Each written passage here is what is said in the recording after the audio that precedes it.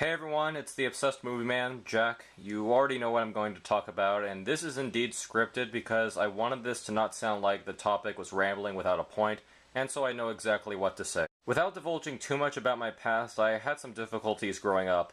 I have Asperger's syndrome, which is a mild form of autism, and it basically means that I have a hard time with social interactions, and there are some other things that come with it, but that's not what I'm here to talk about. Growing up, I was bullied a bit, as a lot of people tend to be, and my form of escapism was comic books. Now keep in mind, comics were not as popular as they are now. This was before Iron Man came out and before Batman Begins. There were the Spider-Man and X-Men films, and while people in my school watched them, they were not necessarily the coolest things yet. My introduction to Marvel Comics, as it probably was for most people, was Spider-Man, and like most people who read him, I heavily related to the character. Nothing ever went right for him, he was socially awkward, and people picked on him. But even though he struggled with so much, he always managed to persevere and be a hero that I could look up to. As I grew older, I not only continued to study film, but I also started paying attention to what goes into making movies and following movie news. The MCU came and became the be-all, end-all of superhero movies, and the Raimi films were gone, and Sony tried and failed to reboot the franchise with the Amazing Spider-Man series. And after the Sony hack, we all learned about the mismanagement and desperation Sony had behind the scenes with Spider-Man and other films. There were plans to reboot the franchise again, there were plans for prequels and midquels, and there were multiple plans for spin-offs that no one would probably care to see. Then the deal between Marvel Studios and Sony happened, putting the wall crawler in the MCU where he belonged.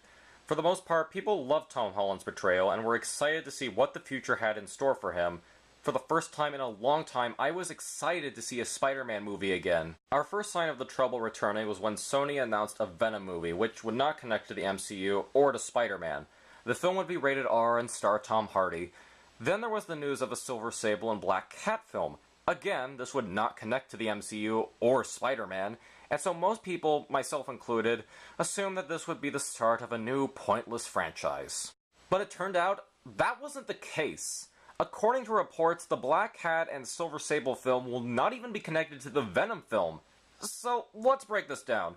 There's the MCU, which Sony does not own but is effectively a part of. There's an animated film coming out, which is fine. There's the Venom film with its own universe, and then the female hero universe. That's 4 Spidey universes, 3 of which Sony owns. I don't understand this. It's almost as if Sony wants to piss people off, because there is no possible way they don't know that this will infuriate fans. You would have to be the stupidest group of people to think people will fully accept this. So I'm going to explain my thoughts on why I think this.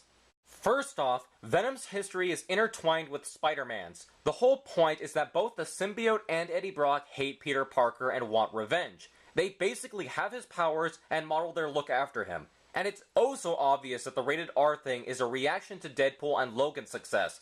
But Sony doesn't realize that just because those films were rated R, that's not the reason why they were a hit with fans. You need a great script, great actors, and great characters. And one of the things that makes Venom a great character is that he is a polar opposite of Spider-Man. Now, I'm 95% certain that the Black Cat and Silver Sable film is Amy Pascal's doing. She wants female-led films, and there's nothing wrong with that. But the thing is, outside of comic book fans, who even then I'm not positive they want this, who is going to see this? If you ask the general person on the street, they won't know who these two characters are. Why should they care? Maybe if you introduced them in one of the Spider-Man films and gave them a spin-off, but wait, you're not doing that. You haven't learned anything, have you, Sony? You had all these plans after Spider-Man 3, and that went nowhere. You had all these plans after Amazing Spider-Man 2, but again, they went nowhere. And you want to know why they went nowhere? It's because you kept interfering, and because you kept making horrible decisions.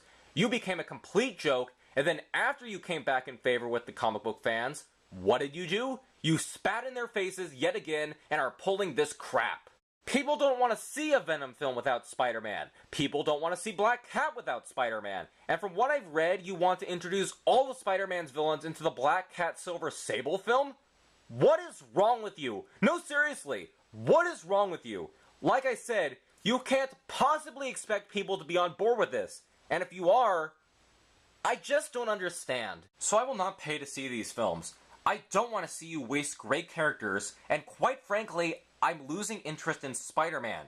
Yeah, I've been gradually losing interest in the character, and I fully blame you, because it's exhausting at this point. I was fully back on board, but with all your bullshit spin-offs planned out, I can't do it anymore. It's come to the point where it's obvious for everyone to see that you're milking this cow until it's dead, and then you'll be out of business, because the only things keeping you alive at this point are the PlayStation and Spider-Man. And I'm not the only one. I know a lot of people who are tired of Spider-Man as well. If you mess this up and reboot it yet again, do you honestly think people will care? I feel so bad for Tom Holland. You're going to put him through the same crap you put Andrew Garfield through, and it's going to be so sad to see. In many ways, Tom is the Spider-Man I've always wanted, and I'll never get to see him face off against Venom, or see his flirtatious encounters with Black Cat. So go ahead, ruin this franchise yet again. I won't pity you when your plans crash and burn once more. But I'm so sad. You claim to love the character, but you don't. You just love the profits he makes you. Spider-Man meant something special to me. He meant something special to so many people. Just not to you.